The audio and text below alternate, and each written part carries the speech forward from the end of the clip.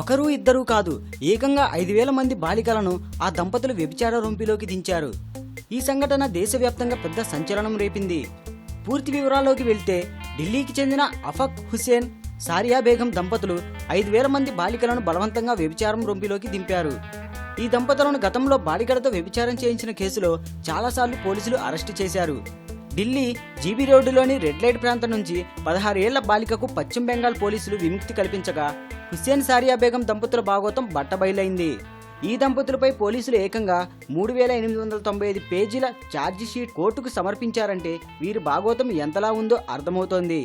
ఈ వ్యభిచార రొంపు ద్వారా ఈ దంపతులు 246 కోట్ల రూపాయల విలువ గల 18 స్థిరాస్తులను సంపాదించినట్టు పోలీసుల విచారణలో తెలిసింది.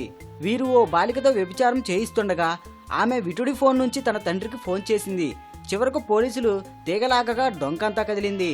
ఈ దంపతులకు ఢిల్లీలోని జైత్పూర్ ప్రాంతంలో ఓ అతిథి గృహంతో పాటు పాఠశాల ఉందని పోలీసుల విచారణలో తేలింది.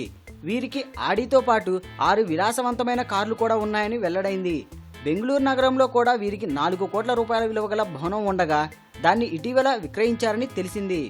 ఢిల్లీ కేంద్రంగా సెక్స్ రాకెట్ను ఈ దంపతులు నడిపించారని పోలీసులు తేల్చి వారిని అరెస్టు చేసి జైలుకు పంపించారు. ఈ వీడియోపై మీ విలువైన కామెంట్స్ ని మాతో షేర్ చేసుకోండి. అండ్ ఇంకో విషయం, సబ్స్క్రైబ్ చేయడం మర్చిపోకండి.